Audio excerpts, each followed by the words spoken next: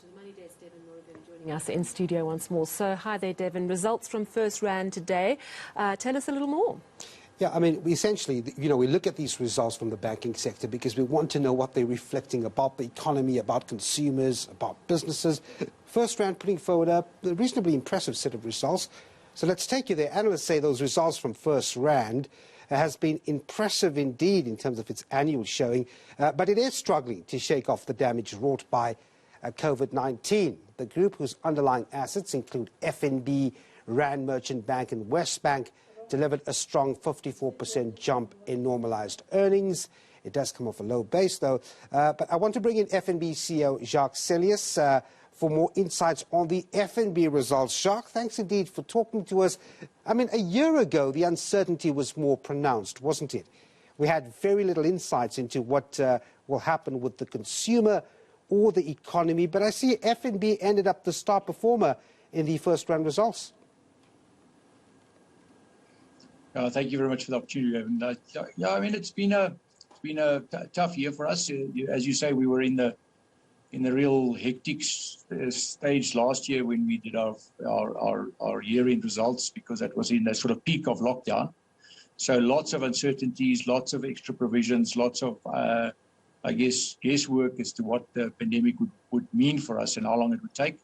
We expected it to be 2 or 3 years before we got back to some sort of normality as pre-COVID activity and volumes and profits. And we're very pleased that almost like a year into it, we're back to those sort of levels. So it's been pleasing, and it's all thanks to our customers who somehow been able to navigate this complexity. We're a systemic organization, and if the client base is able to survive, and through our assistance of restructuring their balance sheets and their credit, landscapes, it's been a good outcome for us over the 18 months into it. There were ongoing restrictions in sectors such as hospitality, leisure and tourism. I'm wondering how those commercial clients contributed to the effect on the results, Jacques.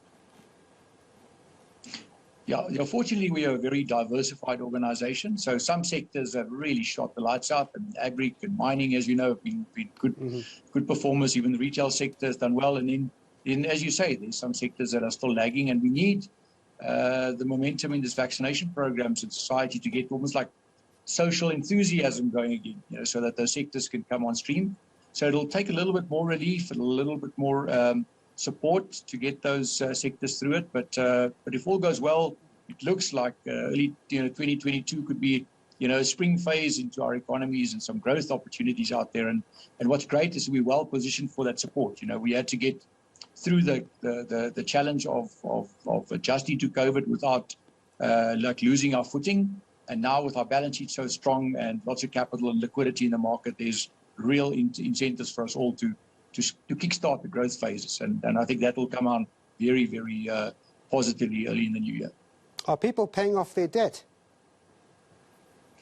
Yeah, we restructured most of, about 700,000 customers actually, credit agreements actually had to be restructured through that period of real hard COVID impact. And what's been pleasing is that actually people have made plans, so our customer base is quite solid. We are so proud of the way that they've navigated. We are in the end, our restructured solutions got them through the cycle. Those who needed help got the help. Those who didn't, obviously have found other ways to get through it. But in the end, we're in a very good position. Our books are very stable, especially commercial. You have seen on our results have come through very strong, much better performance, even on the credit relief books than we had anticipated at the time when we did the restructuring with those clients. So it's all very well set up to support some growth in the local economies.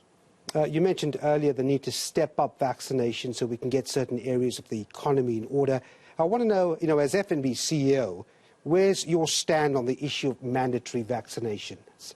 Is there a possibility that it could apply to your staff as well?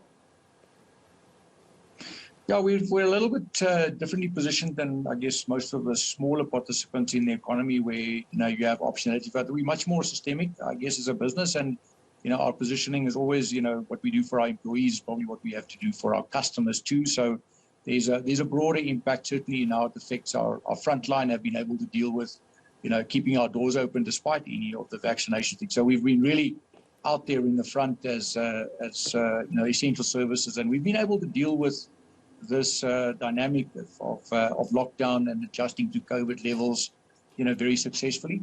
We are very pleased with the outcome of the performance of the vaccination programs. We were a little bit slow out of the blocks, as you know, from a country perspective, but the pace at which it's gaining momentum and the scientific evidence that proving it's successful, we hope society actually will make peace with that, and there'll be a sort of an acceleration without having too many hard hands and heavy hands on the model. So let's see how it goes. We think it's early days for those type of decisions, but who knows where we land at sort of middle next year type thing. But at the moment, the momentum is very, very positive for us.